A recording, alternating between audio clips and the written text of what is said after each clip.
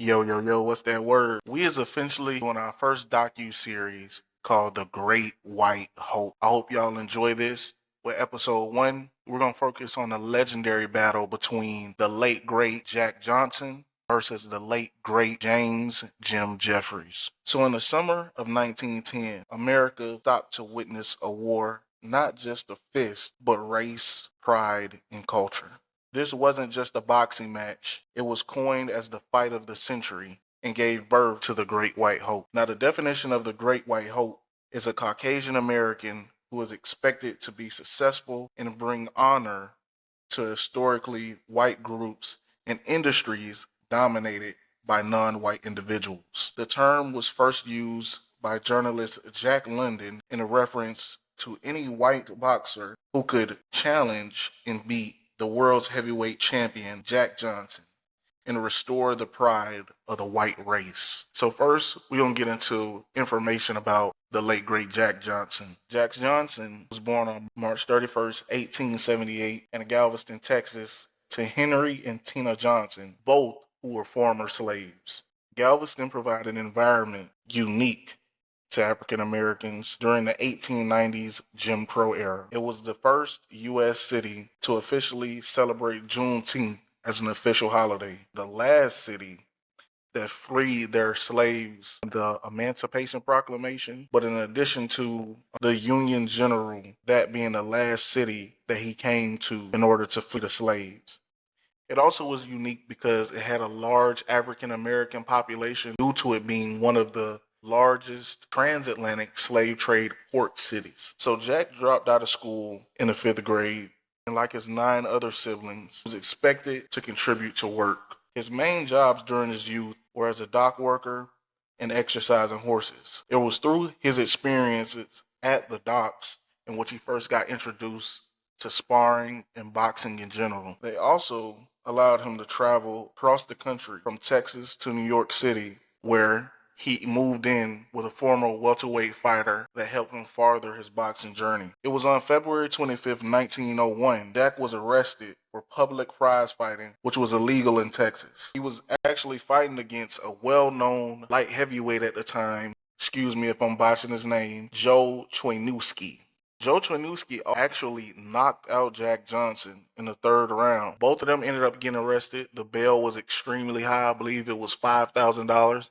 Remember, this is 1901. As a condition of their bail, they were allowed to go home every night if they agreed to spar every day for a public audience, including prison employees and other people who at the time could afford the privilege to see the fights. It was during this time that Jack Johnson gives the greatest influence as far as him learning how to really fight, how to really box, the fundamentals, because he had the talent. And Joe actually was the one who told Jack, you have incredible physical prowess, and somebody with your athletic ability should never get hit by a punch. So he taught him the defensive side of prize fighting. And sure enough, they actually remained friends years after their bouts took place. It was on February 3rd, 1903 that Jack Johnson beat Denver Martin, become the world colored heavyweight champion, which was not a part of the official world heavyweight championship circuit due to the fact that there were color lines that we're going to talk about in a little bit.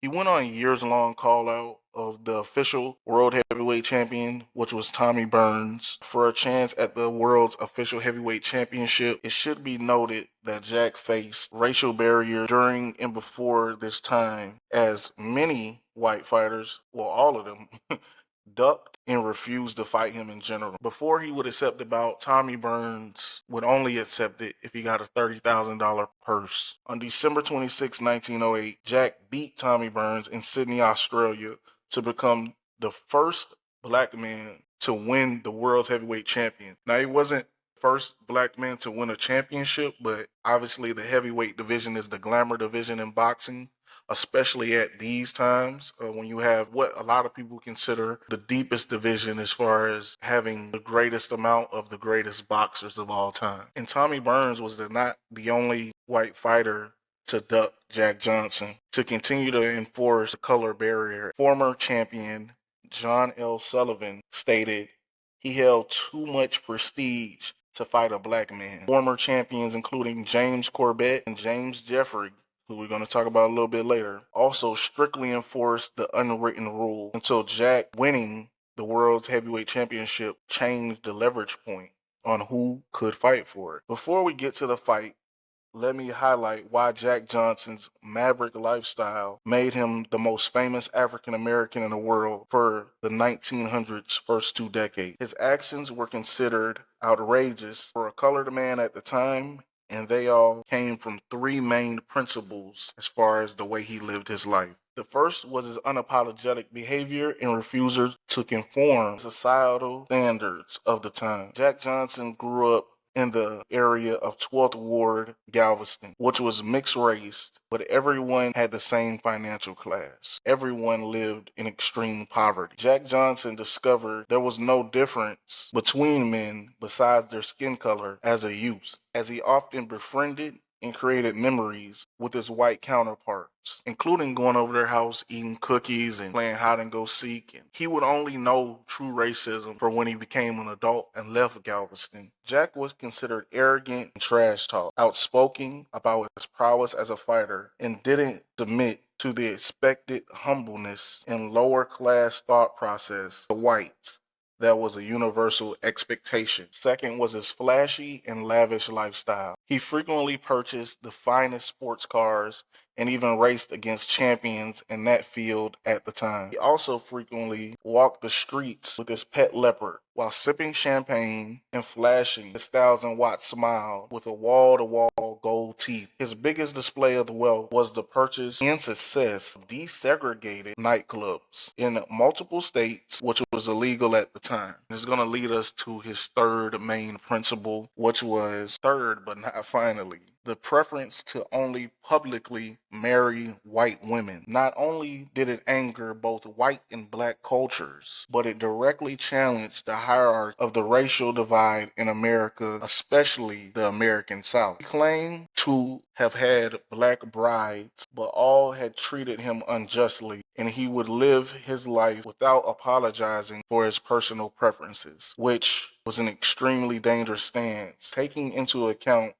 his growing brand of being the original celebrity athlete and widely known incidents with infidelity to all his wives. He had 3 public wives, all of them white women. And besides that, he obviously had a preference for dating and fornicating with white women, as well as multiple different women. But Jack was the first to make this one famous. And obviously it caused a stir because black culture, they wanted him to stay with black women as it showed strong black unity, and white culture wanted him to stay away from white women because it directly challenged the notion that blacks are less superior to white people. So when you're taking our women, you're directly saying that you're on our level, which of course was not accepted. These discretions, amongst other things, led to the yearning for a great white hope to firmly get Jack Johnson back in his Negro place. So let's go to the official Great White Hope, the first one at least, and that was James Jim Jeffries. The Great White Hope that was sponsored and championed for was retired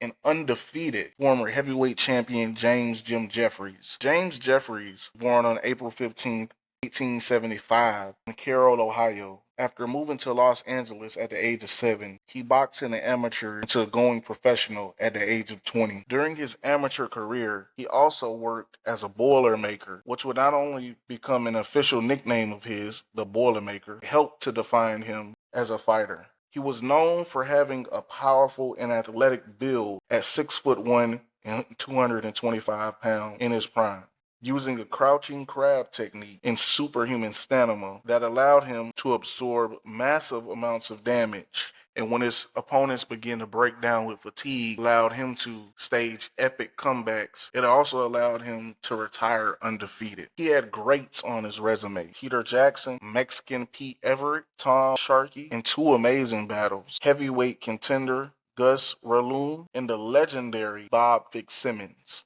He ended up beating Bob Fitzsimmons by 11-round knockout, official heavyweight champion of the world, and he ended up retiring in May 1905. And after retirement, he ended up refereeing for 5 years, but he most enjoys raising his alfalfas on his alfalfa farm, something he had picked up from his early childhood in Ohio. Now, of course, there were many incentives for him to be brought back and championed as the Great White Hope, besides just wanting to be the guy to restore white pride, as he stated. The incentives for him and Jack Johnson, the fight purse was $101,000 to be split 75% to the winner and 25% to the loser. That ended up getting rectified to it being 50-50. There was a $10,000 signing bonus, and each fighter will receive 1/3 of the exclusive film right for the fight. So each of them, regardless, ended up taking over $100,000. If you equate that to 2024, would amount to over $3 million. So the actual fight itself was a surprise to most who watched. A custom ring was built for the event in Reno, Nevada, with an audience surrounding of 20,000 fans. Fans were extensively searched at the door. No weapons were permitted, including anything that could be used as a projectile, including apples and tomatoes. This still didn't stop a lot of people from climbing over the walls, and I'm sure even at this time, the bootleggers were out. This fight was scheduled for 45 rounds. This is well back in the day, so they used to do extremely brutal things. Pre-fight, in the editorial by the New York Times, if the black man were to win, then thousands and thousands of his Negro ignorant brothers will misinterpret his victory as justifying claim to much more than mere physical equality with their white neighbors. That same editorial also stated if the black man were to lose, it would subject them to a depression unbeknownst or unlike anything they had ever experienced before. The New York Times editorial framed it as if Jack won or lost, it would be bad for black people. In actuality, the fight of the century wasn't much of a contest at all. Jack Johnson ended up knocking down James Jeffries 3 times, and on that third time he knocked him down, before the referee could finish the count, James Jeffries' corner threw in the towel in order for him to avoid the dubious mark of having a knockout on his resume. This occurred in the 15th round of the fight, and has been frequently stated throughout history, and you can watch the film. It wasn't much of a fight throughout those other rounds as well. Johnson hit him with continual uppercuts, even toyed with him a couple times by holding him up after he presumably knocked down Jeffries. He basically beat that brother around the ring, respectfully. The post-fight reaction was catastrophic. White people felt humiliated by Jeffries' defeat, and blacks were jubilant and treated Johnson's victory as a victory for racial pride. With the fight occurring on July 4th, Independence Day, a day of American celebration and victory over obtaining independence from Great Britain, turned into a day of riots representing the great racial divide in this country. The riots spanned 25 states and over 50 cities, stretching from Los Angeles to New York City. 20 people ended up losing their lives that day, and hundreds more ended up being injured. A play and a film, each separate, titled The Great White Hope, was released in 1967, the play, and the film was released in 1970. In the play, Jack Johnson was played by the late, great James Earl Jones. If you guys like this episode, like and subscribe to the channel. Episode 2 will be up. This is episode 1 of the Great White Hope series. We're going to have 3 total episodes. You guys play this back. Let me know what you think, and let's congregate in the comments. Appreciate y'all. 32 Minute Podcast. This is your host, Broderick Jackson. Episode 1, Great White Hope.